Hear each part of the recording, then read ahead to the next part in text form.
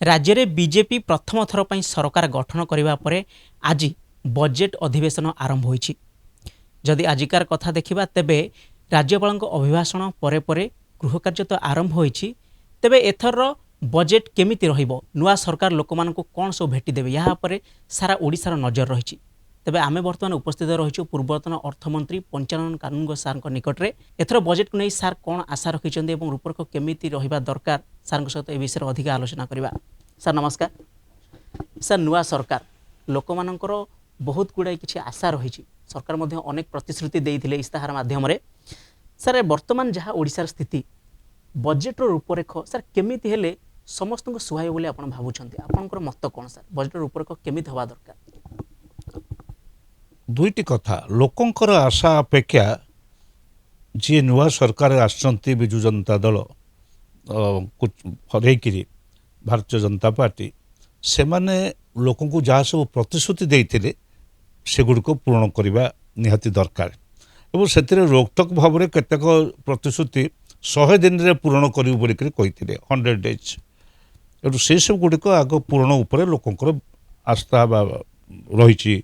लोके चाह बसचंती जे सरकार कौन कौन सब प्रतिश्रुति पालन करुच्ची। ओडिशार उन्नति प्रगति 24 वर्ष धरिक मु गोटे कथा कही आसी विजु जनता दल सरकार थिला बेले तांको मध्य बारंबार कहीकि आसी जे ग्रामीण अर्थनीति को सुदृढ़ कले ओडिशार अर्थनीति बदलिबो। ओडिशार ग्रामीण अर्थनीति निर्भरशील ओडिशार कृषि उपरे। ओडिशार कृषि और कृषकर उन्नति हेले निश्चित भाव में ओडिशार उन्नति हम। ओडिशार कृषि उन्नति खाली उत्पादन बढ़ीगले हम ना, उत्पादिका बढ़िबो एवं समस्त उत्पादनर सदुपयोग राज्य भितर हम। अर्थात एठी कपा चाष हम, कपारू टेक्सटाइल मिल पर्यंत सूता कल पर्यंत भैल्यू एडिशन जदि हैला ताहले से चाषी और चाष उपकृत हेबे। ठीक सेमती सबू प्रोडक्ट मका हो जहाँ जहाँ आम उत्पादन करुचे सबुरे आम जमती अधिक भैल्यू एडिशन मूल्ययुक्त करिपरिबा ताहले जाइकरी चाषी और चाषर उन्नति हम एवं एम्प्लॉयमेंट मध्य क्रिएटेड हम। चाषी परिवार लोक माने अधिक कृषक परिवार लोक माने एथिरे नियुक्त हेबे। द्वितीय कथाटी होउची एई चाषी और चाषर उन्नति पाई जलसेचनटा होउची सबुठारु बड़ गुरुत्वपूर्ण कथा। जलसेचन माइक्रो लेवल रे आमे डैम करि देइछे, मैक्रो लेवल रे अछि किंतु पानी रहू नै, ठीक समय रे पानी जोगेई पारु नै। एडु माइक्रो लेवल रे केमिति भाव रे पानी रहिबो, कारण विक्षिप्त वर्षा होउची, वर्षार स्थिरता नाही, कोठी बेसी हो जाउची कोठी आदौ हो नहीं। धन्यवाद एवं मालकानगिरी रे बन्या स्थिति उपजी, अथच बालेश्वर अनेक जिले में जहाँ आवश्यक से आवश्यक धरणर वर्षा एपर्यंत है नहीं। से सब दृष्टि जलसेचन व्यवस्था माइक्रो लेवल रे हवा उचित। बड़ बड़ कटा बंध सागर एगुड़िकर पुनरुद्धार हवा दरकार एवं जोटी पोखरी अच्छी हम, जोटी नाही सेठी मध्य पोखरी खोला होकर ताको पानी संरक्षण करा जिवो। प्रति गाँ पाट को पानी जोगे दिया, पाट को पानी पेट को पानी। अर्थात गाँव रे जो ट्यूबवेल टे बसची कूଅ टे बसी बा जो बर्तमान जो पानी उठेक दौरान ये निर्भर कर तल स्तर ग्राउंड वाटर लेवलटा सेटा मेंटेन हवा दरकार। से सबू केवल मेंटेन हम जदि आमे प्रति गाँव रे माइक्रो लेवल रे आमे करू पानी वाटर रक्षण जल संरक्षण व्यवस्था करू, ताहले ए राज्य रे कृषि उन्नति हम एवं कृषि उन्नति सांगे कृषि वैल्यू एडिशन हम एवं राज्यर उन्नति हम। मु भाबुची ए बजेट रे सरकार ता उपरे नुआ सरकार ता उपरे निश्चय गुरुत्व देवे।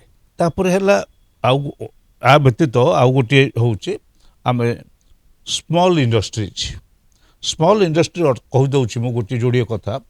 आम राज्य रे आमे साइकेल लोक को जोगाऊँ, सरकारी भाव में स्कूल जोगाई जाऊँगी, ଆମେ ସାଇକେଲ ଗୋଟିଏ କାରଖାନା ଏଠି ନାହିଁ, ଆମେ ସାଇକେଲ ବାହାରୁ କିଣିକି ଆଣିକିରି ଏଠି ଯୋଗାଉଛୁ। ଠିକ୍ ସେମିତି ଛତା ତିଆରି ବ୍ୟବସ୍ଥା ଆମ ରାଜ୍ୟରେ ବ୍ୟାପକ ଭାବରେ ନାହିଁ। ଆମେ ସେ ପାଲର ଛତା କଲିକତାରୁ ନହେଲେ ତାମିଲନାଡୁରୁ ଆମେ କେଉଁଠୁ କ'ଣ ଆଣିକିରି ଯୋଗାଉଛୁ।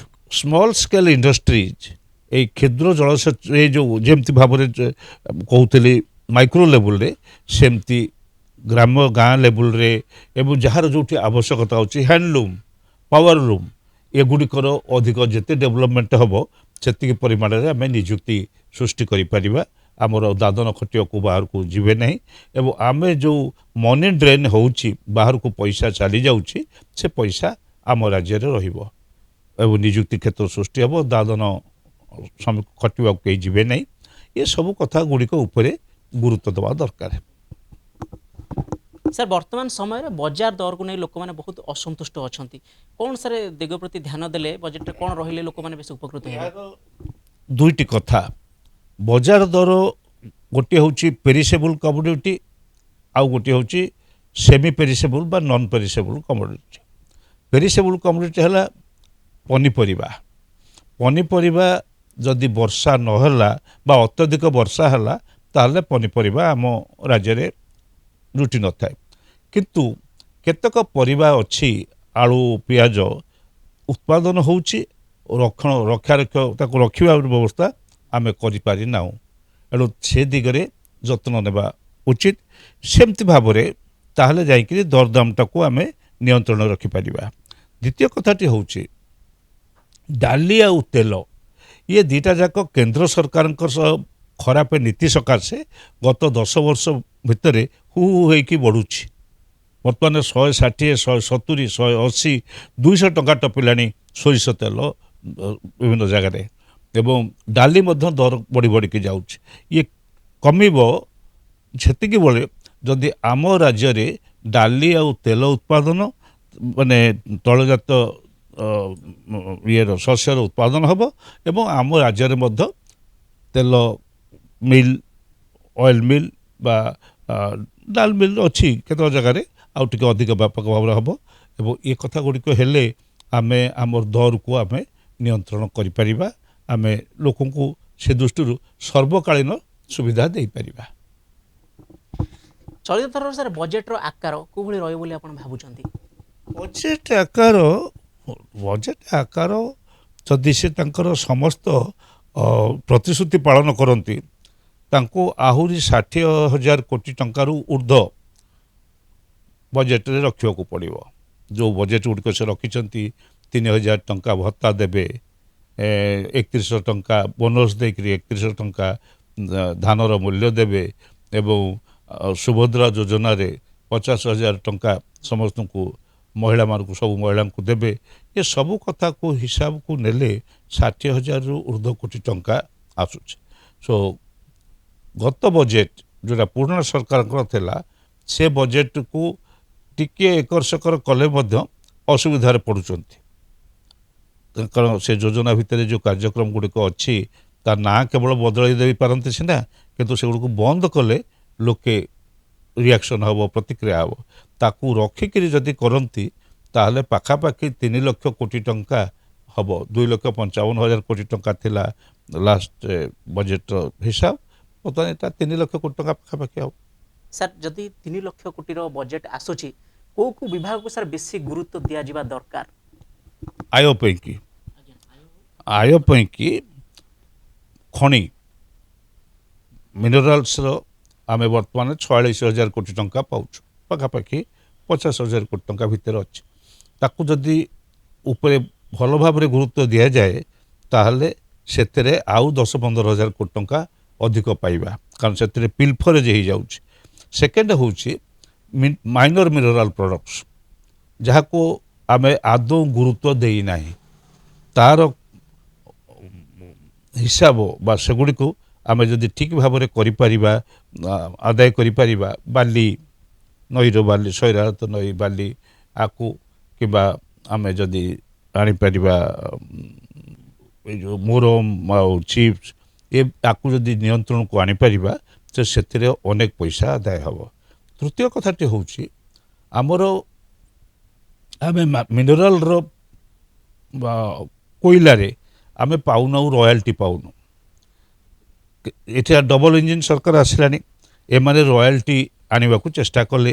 ଆମେ ବହୁତ ବର୍ଷ ହେଲା ରୟାଲ୍ଟି ଆମର ରିଭିଜନ୍ ହେଇନାହିଁ, ଏଣୁ ପ୍ରତି 3 ବର୍ଷରେ ହେବା କଥା। ଏଣୁ ରୟାଲ୍ଟି ରିଭିଜନ୍ କରିକି ଯଦି ଆମେ ସେଥିରୁ କିଛି କୋଇଲାରୁ କିଛି ପଇସା ପାଇପାରିବୁ। ଆଉ ମିନେରାଲ ରିସୋର୍ସେସରେ ଆମର ନିଜର ଆୟତ୍ତରେ ନାହିଁ, ତାର ଉପରେ ସଞ୍ଜୀବ ହତା କମିଟି ଗୋଟେ ରିପୋର୍ଟ ଦେଇଥିଲେ। କାରଣ ଜମି ହେଉଛି ଆମର, ଯେଉଁ ଜମିରୁ ଖୋଳା ଯାଉଛି, ଆମେ ସେ ଜମିର ବଢ଼େଇଲେ, ରେଟ୍ ବଢ଼େଇଲେ, ଆମେ ଯେଉଁମାନେ ନେବେ ଖଣି ନେବେ, ତାହେଲେ ଆମେ ସେଥିରେ 2 ପଇସା ଅଧିକ ପାଇପାରିବା। କେତେକ ସେମି ଅର୍ବାନ୍ ଇଭିନ୍ ରୁରାଲ ଗ୍ରାମ୍ୟ ଅଞ୍ଚଳରେ ମଧ୍ୟ ବହୁତ କୋଠାବାଡ଼ି ତିଆରି ହେଲାଣି। ଧରି ନିଆଯାଉ ଆମେ ଏଇଠୁ ପିପିଲି ବାଟ ଦେଇକରି ଯିବା ପୁରୀ, ଗୁଡ଼ିଏ ବଡ଼ ବଡ଼ କୋଠା ଘର ପଞ୍ଚାୟତରେ ସବୁ ତିଆରି ହେଇଛି।